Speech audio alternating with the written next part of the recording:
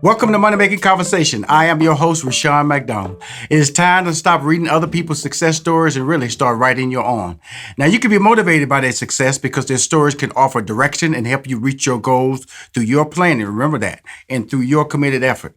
My interviews that I do on Money Making Conversation provide the consumer and business owner access to celebrities that you might see on TV or read about, CEOs, entrepreneurs, and industry decision makers. My next guest is an industry decision maker. He is a celebrity, he is a CEO, and he is an entrepreneur. His name is Kirk Franklin. He's a 6-time Grammy Award-winning artist, songwriter, and producer. His latest album is the acclaimed Long Live Love, which is his 13th studio album.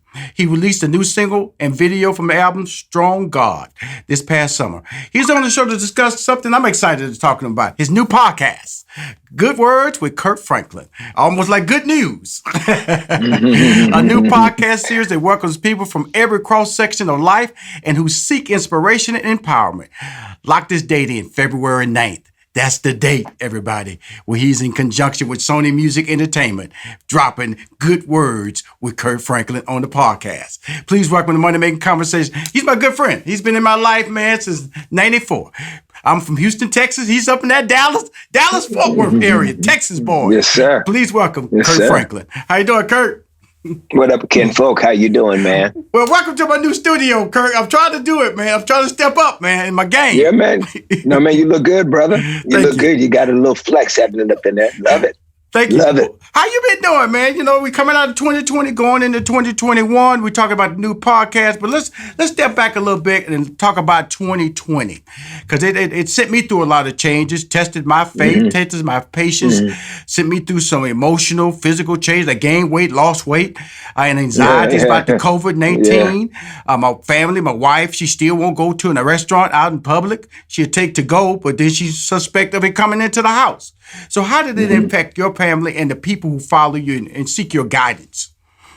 Well, once again, man, so honored to see you and so proud to see you continue to just really make impact, especially in our community, to be able to give information that a lot of times was systemically hidden from us. It was part of the plan for us to not always gather the information or to be able to pass the information and for it to be transferable into the boardroom all the way to the block. And I think that that's something that is so needed. So I commend you on what you're doing. Thank you. Yeah, man, the pandemic, especially the fact that there was the word I use is contemporaneous, several pandemics happening at one time, from George Floyd to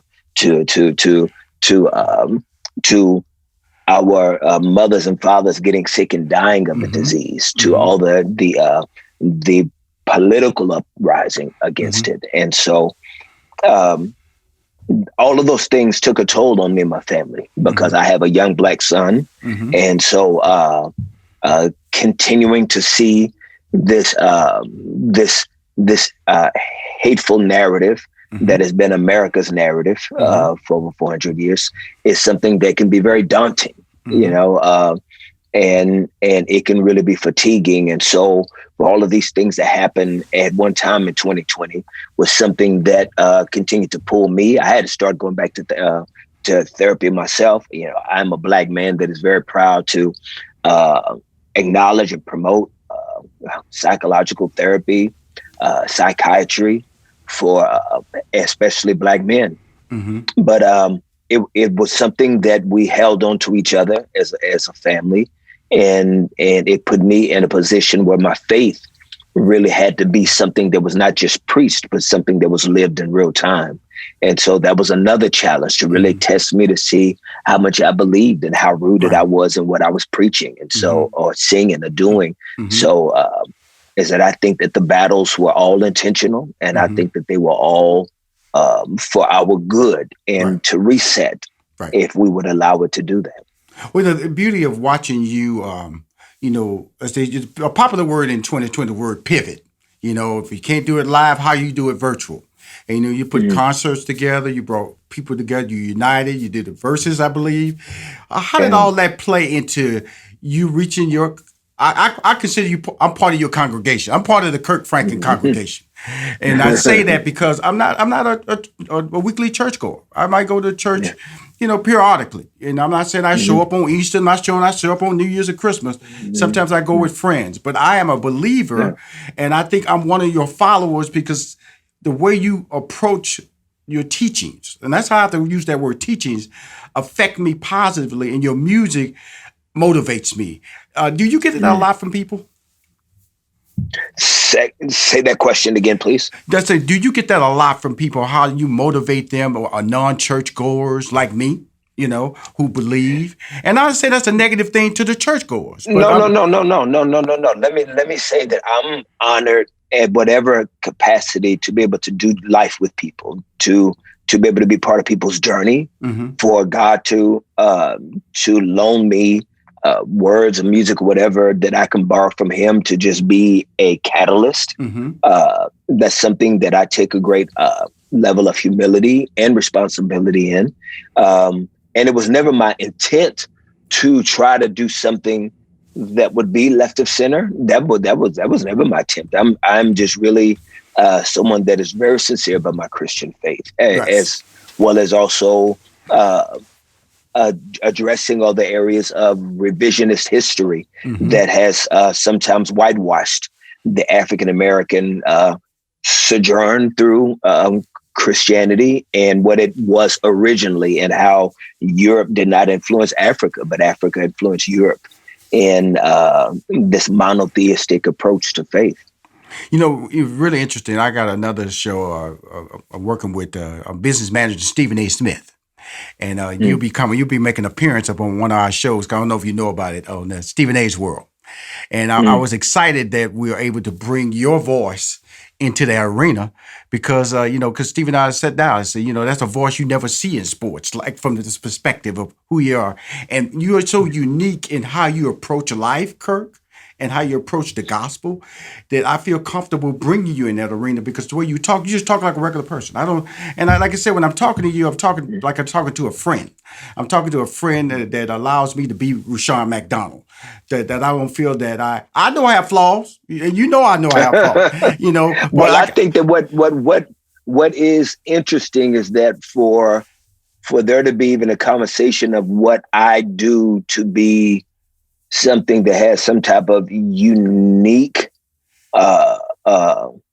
sentiment to it I think is very unfortunate, because I believe that it is the pursuit of every person that says that they subscribe to a faith, especially a faith in Jesus Christ, which is about humility. It is about vulnerability. When you look at the Bible, and the Bible is a chorus of misfits and failing individuals consistently, that were the backdrop of this beautiful story of grace and mercy. So, man, I think that it's very unfortunate that we're not being engaged that much in people's lives, where they see a difference in not just one or two, but in everyone that opens up their mouth to say that. And that's why, for me, I'm hoping that even with this podcast, it is just another extension of how I can try to speak to incredible men like you and other individuals in ways that are entertaining, engaging, and inspiring. Absolutely. Good words. What does that mean? Good words with Kirk Franklin. That's the podcast. What does that mean? Yes. There's just so many bad ones that are out. There's just so many words of negativity. There's so many words of division. There's so many words that are lies, that is misinformation that people build their truth upon. And so now truth becomes arbitrary, and so good words is something that I'm hoping people will tune into, to be able to get exactly that, a word of information, a word of engagement, a word of inspiration, so that they can be able to be entertained. I think that when you hear just the tapestry of artists and individuals that we're interviewing, it's going to be very unique to see their intersection of culture and faith and how it can help other people even in theirs. Well, the beauty of this conversation is that, okay, I've seen you in so many levels of greatness, from on the stage, hosting TV show. I love seeing you host TV. You're one of those phenomenal hosts. And I tell you that all the time. I love seeing you on TV hosting. And then you got your own channel, and a music channel. So why a podcast, Mr. Franklin? You got all these other ways to communicate. Social media, you're a giant. Okay. Music, you're a giant. You got your own music channel. Why do we need a podcast? It's just another extension of communication. It is just continuing the conversation wherever people are. That wherever there are ears, there should be the story of the good news. Right. That the good news should be wherever people are. And so we don't wait for people to come to us to get this good news. We are ambassadors. We are soldiers. We are extensions of his grace, his love. Right. And with good words, I want it to be a place where you can see that you're not alone. I do think that there is this dichotomy of what it looks like to be a real person and try to hold on to real faith, that they don't always seem to be synonymous in people's journey. And I hope that this podcast will allow you to get interviews from other people that live with that tension, that try to maneuver through what my faith and my humanity should be, and who should take the lead, and what happens when it doesn't happen, and how I maneuver through that in my career, and being able to manage success, able to manage my own fears, my own anxiety. So I believe that good words will be I pray, a very special place for people to come on that platform. Okay, here's the interesting thing about Kirk Franklin. I know one side of Kirk. I know it backwards and forwards. Now, what type of food does Kirk Franklin like to eat? Are you a barbecue man? Are you a pizza man? A hamburger man? Are you just Rashad? I like to stay in shape. What are you, keto? What are you, brother? What are you? I eat really clean. Okay. I try to eat really clean. No Krispy Kreme. No Krispy Kreme. No Krispy Kreme. I haven't had Krispy Kreme in a few years, but now as I do have cheat days. Okay. I do have cheat days, and in my cheat days I do go ham, right? Uh-huh. But I think the problem that we can all attest to, right, that we can all be witnesses, hallelujah, about, is that this pandemic, bro, this pandemic has messed up everybody's food plan, and because, man, you trying to eat right, but early on in that pandemic, when everything was shut down, it's like, well, what am I eating good for? I ain't gonna be in front of no camera. And so you just boom, boom, boom, boom, boom. 10 pounds here. 10 pounds. You ate the whole grocery store. Mm-hmm. And now, okay, that's there. Now, how about music? Other than gospel music, what R&B music or rap music do you listen to, Kirk Franklin? I listen to everything. Old school or new school? I listen to everything. I am a student of the craft. I listen to everything from Jasmine Sullivan's new album to I listen to whatever Drake drops. I listen to whatever Fred Hammond drops. I listen to whatever Yo-Yo Ma drops. Right. I listen to whatever Adele drops. I listen to anything that's going to be either Old Miles or Snarky Puppy. I'm just a fan of music. Here's the funny part about you get in my car. Here's my first 3 songs, okay? Because I'm old school Kirk. I know Melodies from Heaven. I gotta have that. If I get in my car by 5 o'clock in the morning coming to my office, so that gets me on fire. Early. Okay. Then I go to Rockstar by the Baby. That's my whole genre, and so then I go to Kim, and then I slow it down a little bit more with Anthony Hamilton. That's my first 4 songs in my podcast, in my player on my truck when I start rolling. What would be your first 4 songs, Kurt? Not putting you on the spot. First 4 songs. Mine is Melodies from Heaven, The Baby with Rockstar. Then I slide into Kim, then Charlene from Anthony Hamilton. Those are my first 4 songs. I can't say that I am that consistent in that process. It's some mornings I'll listen to, a a teaching podcast Right. first thing in the morning. Mm-hmm. As I may listen to some old school, Walter Hawkins, Mm-hmm. or Andre Cratcher, or Mm-hmm. as I may listen to something to get me lit on my way to the gym. You know what I'm Right. saying? It could be a Drake record. Mm-hmm. It could be Eric B and Rakim record. It could be Jay Z record. There you go. There It you could go. is that I have a big appetite for music, Right. and one doesn't win over the other. Well, when we look at Good Words with Kirk Franklin, and in the press release that came out, they mentioned your interview with Pharrell. Just to give a sense of the type of talent or celebrity level that will be part of the show. Why is it important for individuals like Pharrell to not only discuss their faith, but also tell a side of the story that's not entertainment driven or selling albums or movies or Yeah, things like that? Why is that important? yeah. Well, I think that it's even more important now because we are at this crossroads Right. that in American culture, American society, and even in our belief systems that Mm-hmm. that during this pandemic is going to change the trajectory of how people process what is real and what matters. And a lot of times the people that have impacted culture more than others may be the greater microphone of how to be able to navigate through those things, as well as being able to give another side so that we can be able to start fixing a lot of the holes that have been in what people consider organized religion, that we can pull down some of the barriers so that we can be able to even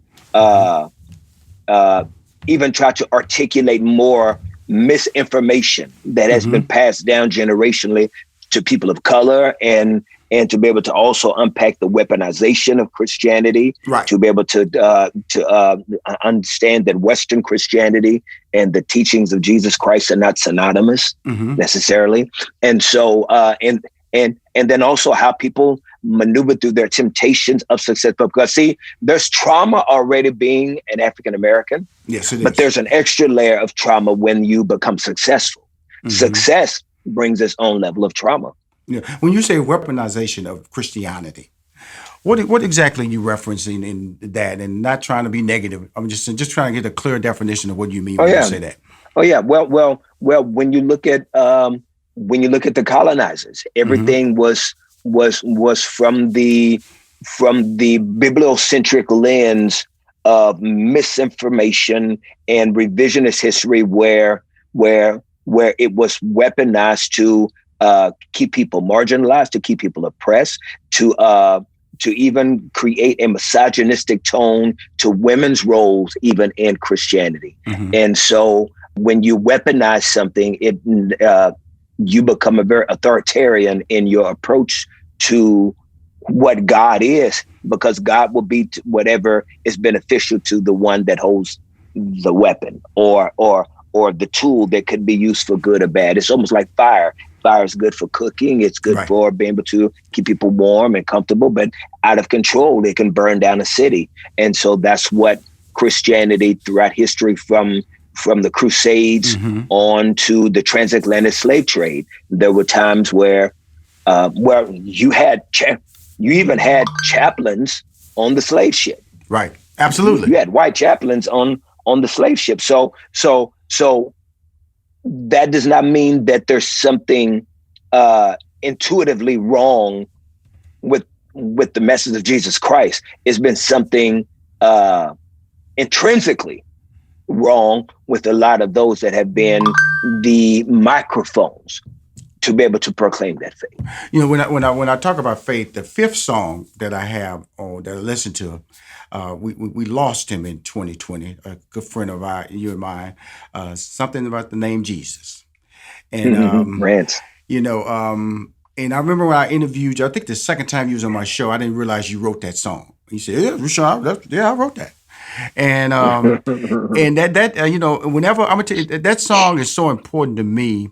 Whenever somebody's down, Kirk, I send it to them. Somebody has a death in the family, I send it to them.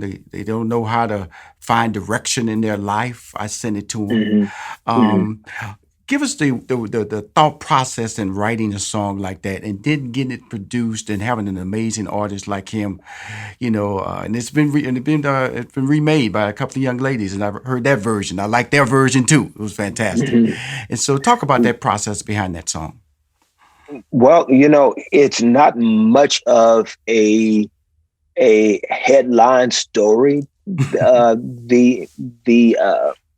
The inception of that song, it was just a song that dropped in my head that I thought could be a nice moment, and reached out to Rance Allen and Minister, because I wanted to take the old school and new school and put it together. And it was just it's a song God gave me, and the genius of Rance Allen, watching him come into the studio and to be so much of a surgeon, like he's a surgeon behind the microphone, and to be able to see him be so fluid in his gift, was a beautiful thing to behold. And so it was a moment that I'll never forget, and it was a song that I would have never known at the time that would have impacted people and touched people the way it did. Would have never seen that coming. Well, I saw the song. Rance came into my life on BET Celebration of Gospel, because Steve Harvey and I was there every year with you guys, and it was he performed it on stage with you, and that was the first time I heard it. It's something magical, because we hear music a lot, but when you hear a song from the very first word, and it stays with you, and it builds with you, and it takes you through these emotional ups and downs. And at the end of that song, when I heard it live in Los Angeles during that taping, I was in tears. And it wasn't a negative tearing. It was a positivity of an awakening inside of yourself. Because I would just tell you something, Kirk. When I talk to you, man, it's always, you're such a gifted young man. And I say young because I'm older than you. And I say that because sometimes you're so humble that the impact you make on people of all ages needs to be, in some ways, glorified, because you change people. You change the way I get up. You change the way my family impacts. My wife, she goes to church. I don't. My daughter, her goes to church. And so, but that doesn't mean I fail to believe in God lesser. But I know that the story I'm trying to get, you allow me to tell it my way. And that's what you're doing with, I believe, when you drop this podcast, Good Words with Kirk Franklin. It's just another expression of communication, like you're saying, reaching people and telling them your story and then sharing other stories. Kind of like what I'm doing with Money Making Conversations. I'm allowing them to talk a story, but in this lane. And that's really important, isn't it, Kirk? Exactly. And thank you again. And I'm just extremely appreciative to be able to be part of just a fragment of the journey that people's lives continue to take them on, and that the music has allowed them to be able to see a greater God in the midst of some of the deepest and darkest days that they may go through. And even with the podcast, there needs to be so many different conversations that can happen at the same time, that every platform does not give you the freedom to have that conversation, where there may be more intellectual conversations that can happen through the podcast. There may be a lot more foolishness that I can have fun with and enjoy during the podcast. And so it just gives you a liberty that you don't have on stage. It gives you a liberty that you don't have in a recording studio. You are being able to now engage a different side of a person's life that they did not really see their faith in, because, some people's faith a lot of times is still like a spare tire. It's something that they pull out when they need it. Right. And it's not the fabric of their daily existence. So they get frustrated when they see it not work. It's almost like, well, where is God? God don't work. I don't see. And it's like, well, it's very difficult to be able to tap into what God is and what he will do if it's only a 911 situation that he continues to be postured in when it comes to your life. And so hopefully even Good Words will let you hear from other people that you don't see in church all the time, you don't see in church platforms, give you a lens of where they are, the good, the bad, the ugly in their life, and where God has fit in with that. Wow. So we last year, because of the pandemic, you couldn't do your outdoor festival. How are we looking Yeah, this year? I know there's Texas. That's where you're based with the festival. How is it looking? Is yeah, something you produce that you book? yeah. Is all out of your production company, which I love to talk about. We talked about that last time, becoming a true entrepreneur, controlling your destiny. How does it look for 2021? Oh man, we will see where God leads. I have learned in my time on this earth, while I'm while I'm visiting, is that you can make the plans, but God at times laughs, Yes. and so you have to make sure that you are surrendering your dreams and making sure that because here's the thing that I really believe about Right. my faith. Mm-hmm. And again, I'm not on your show to try to proselytize. Yeah, I'm here because I am a product of grace, of God's grace and mercy. That's the only reason why I get to be part of great platforms like this. Mm-hmm. It ain't because I'm cute, even though I am cute. That is not what got me here. But that we have to understand, man, that what we believe should be transferable. Mm-hmm. That it shouldn't be something that just stays with us and dies with us.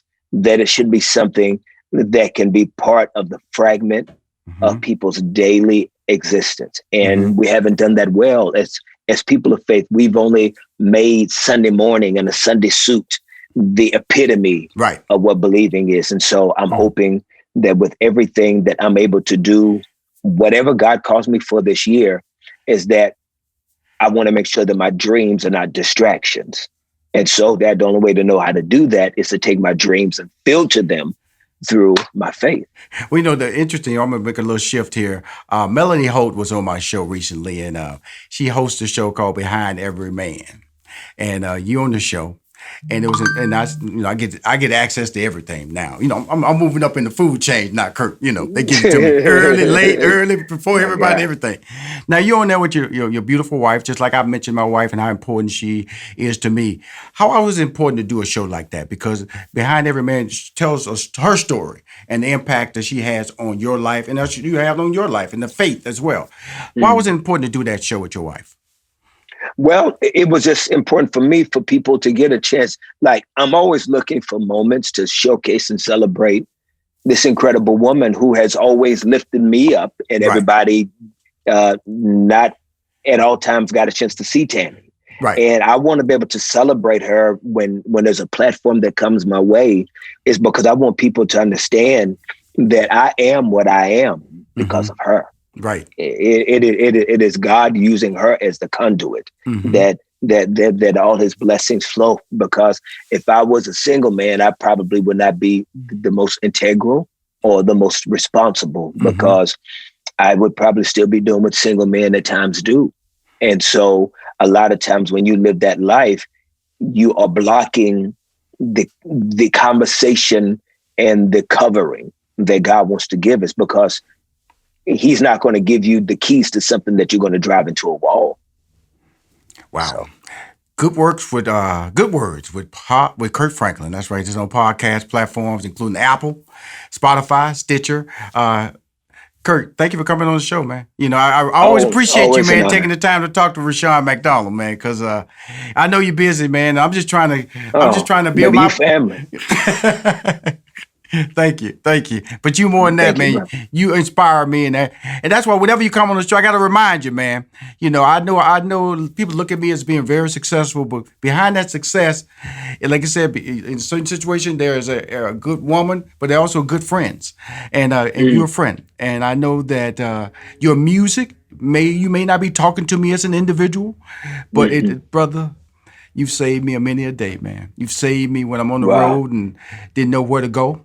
You've saved me when I've been down and thought I was the only person in this world. You've saved me when I've been successful. You've saved me. And a lot of people say, successful? How can you save you? Because sometimes you need direction when you're successful, because you don't have nowhere to turn. And so that's the layers of life that you've given me since you've been in my life, and I've been there. We've done TV shows together. We've done concerts together. We've done radio shows together. So I know the relationship we have is beyond just music. And thank you again for coming on Money Making Conversation, man. And again, good Thank you, words from brother. Kirk Franklin. All major podcast platforms, including Apple Podcasts, Spotify, and Stitcher. Love you, brother. Love you too, King. We talk soon, man. Stephen A. Smith, man. Stephen A's World. I'll see you soon, brother. I see you soon, bro. Love you. Love you, man. If you want to hear more Money Making Conversation interviews, please go to moneymakingconversation.com or subscribe to our YouTube channel. This is Rushion McDonald. I am your host.